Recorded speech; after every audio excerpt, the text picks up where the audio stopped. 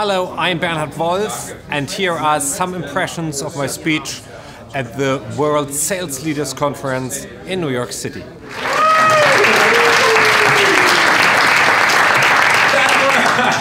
So, welcome ladies and gentlemen to New York. It's a big pleasure for me to be here, to be part of this conference.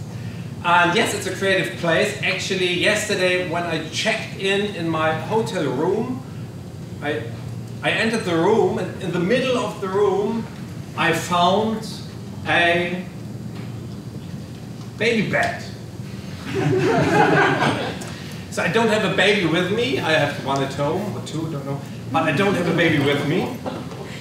But I had a baby bed in my hotel room. And so I decided to make a little creativity test with this young lady at the reception. I phoned the reception and said, "Hi, Bernhard Wolff, room 606. I just entered my room and I found a baby bed. I don't have a baby with me. Do you have any idea what we could do?" And she said, "Yeah, I have even two ideas. We could take the bed out or bring a baby in." I found that creative. And I'd like to talk about creativity with you today. And I always like if people are to have this spontaneous, creative communication with customers. And before I'm going to start my speech, you all, ladies and gentlemen, dear participants, you have to make an important decision.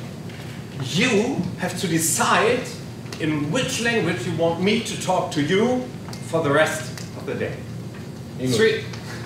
Three. Finish. No, English. No, I'm not going to do that, sorry. I'm going to tell you the alternatives. There are three alternatives. So I could speak German, I could speak English, or I could speak backwards. And we're going to decide that by applause. Who wants me to continue in German language? Okay. Who wants me to continue in English? Okay. Who wants me to continue speaking backwards?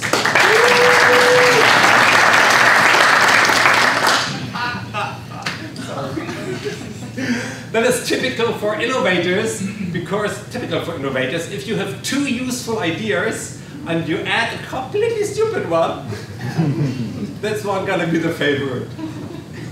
But you are self-responsible, and that was your decision. Backwards.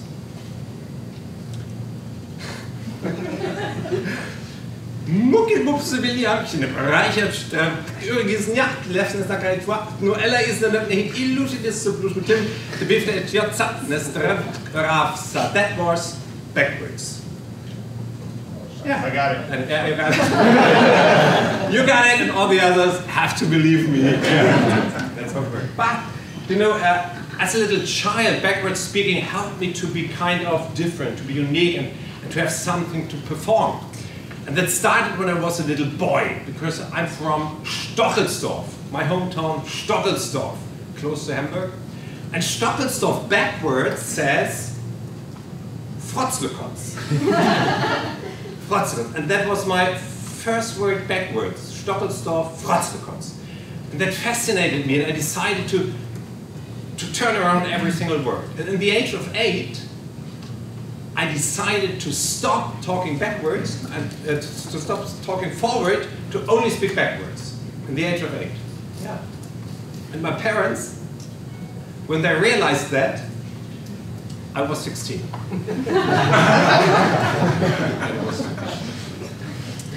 But you know, the point is, as children, we love to play around. We love to like think in different direction. We love to discover the surprisingly new, and I think that is important for business success as well. Discovering the surprisingly new. Level number 2, as important, creative communication. Because we need to get the ideas out of the brain into the world. This is important. Creative communication means to share ideas, to share experiences in an open and trustful dialogue. And to me that seems to be important for sales teams.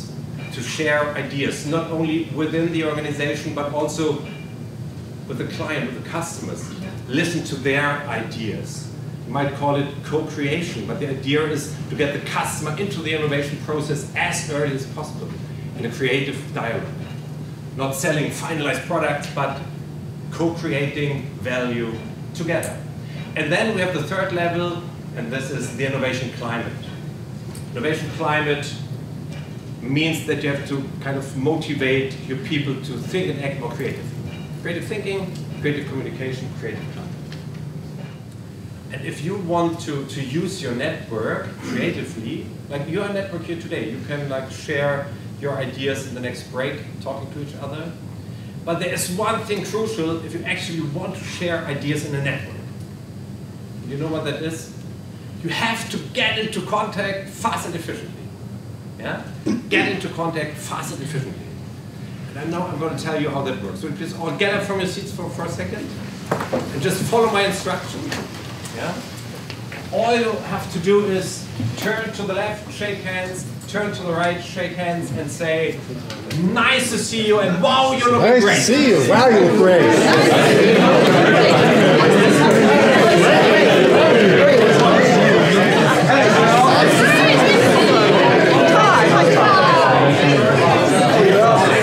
And there's one more thing I need to know about you. I need to know how intelligent you are because of the experiments.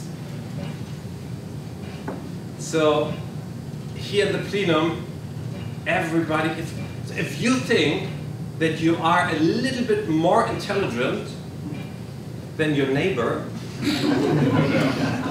please stand up. Yeah, brilliant. You are my man. What's your name?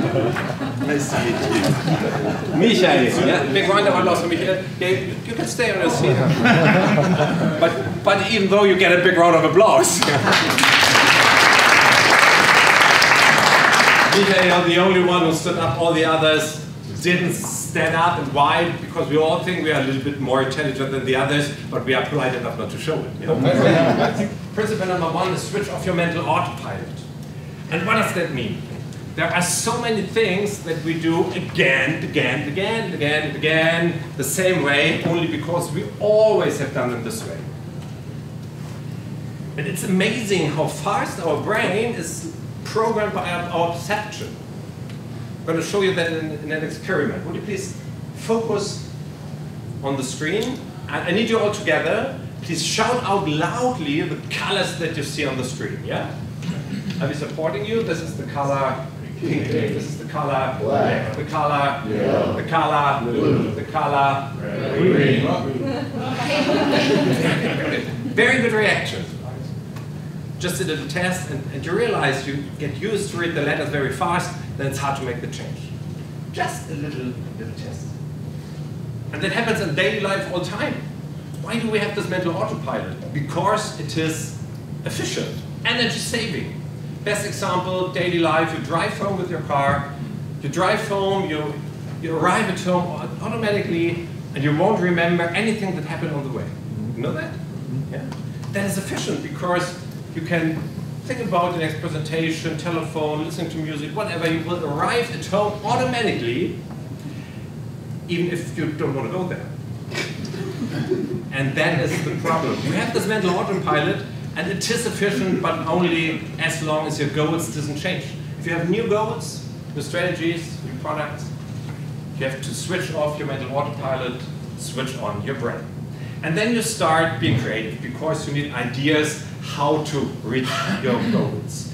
And in this idea generation phase, there is a second rule saying stop judging. And I'm sure you all know this rule because it's a basic brainstorming rule. But what's the reality? Working in companies, how a brainstorming is conducted, project lead enters a room saying something like, hey people, let's do brainstorming, we don't have much time, give me your ideas, but only the ones that work. That won't work. You have to think in all different directions. If you don't find ideas, whatever reason for, a good technique is to challenge assumptions. There's so many assumptions about your business, about the market, about the clients, about yourself. If you challenge these assumptions systematically, you're going to get fresh and new ideas.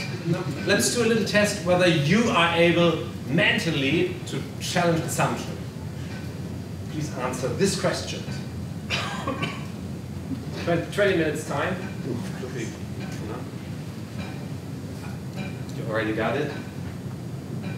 There is an E missing in mistakes, you found this. There's an H missing in this, you found that.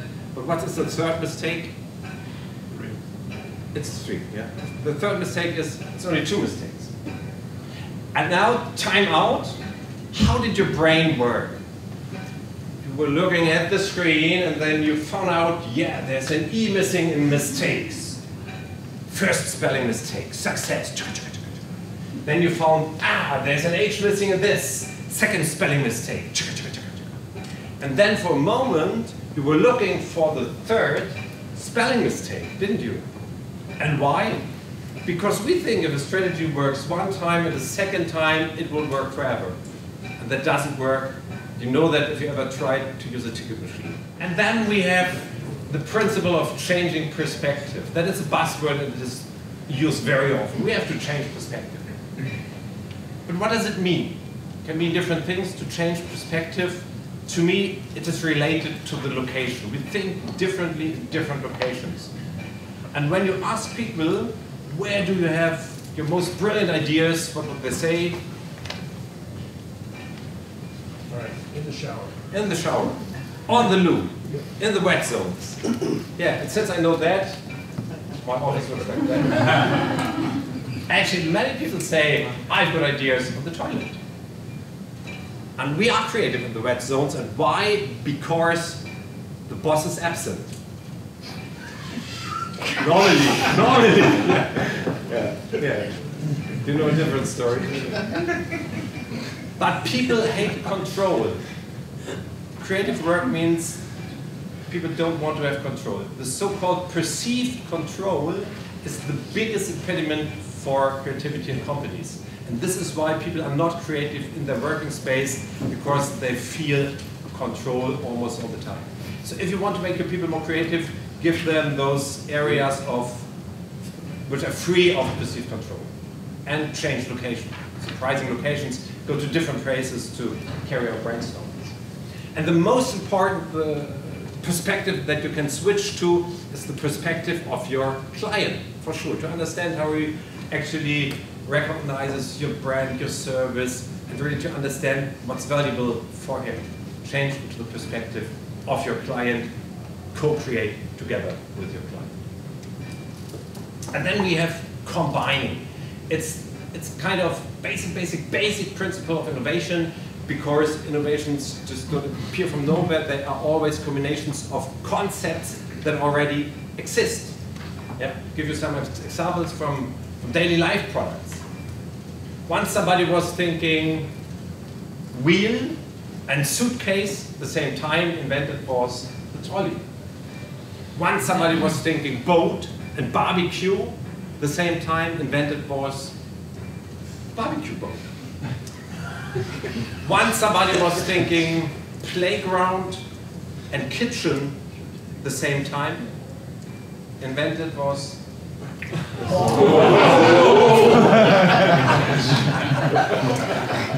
so that actually was not invented or realized, but that was an idea that came out. And you know where this picture is from? It's from Google Picture Research. And in this, it was the management team doing brainstorming session because they wanted to create a playground for the company. And what they did is they used Google Picture Research as a creativity technique. You can do that as well. You have to enter in 2 words, one word relating to your challenge, in this case playground, the second word just any random word, in this case kitchen, and you will get funny and inspiring, at least inspiring pictures. Like some inspirations for you to think creatively. Switch off your mental autopilot. Think about what you're doing automatically again and again. Stop judging. We're walking through this world judging all the time. Challenge assumptions, like coming to radical innovation, as Andreas told us. Change perspective. Most important perspective, switch to perspective of your customers. Combine yourself. Combining does not only mean to combine physical characteristics, but also working in networks, combining competences, think in pictures. these are some principles of creative thinking. And as I said at the beginning, it's not only about creative thinking, creative communication is as important. And in my daily work, I always try to, like, at conventions, at events, to bring people together, to let them share ideas, experiences, to come up with new things, using methods like design thinking. And networking, creative networking, very important.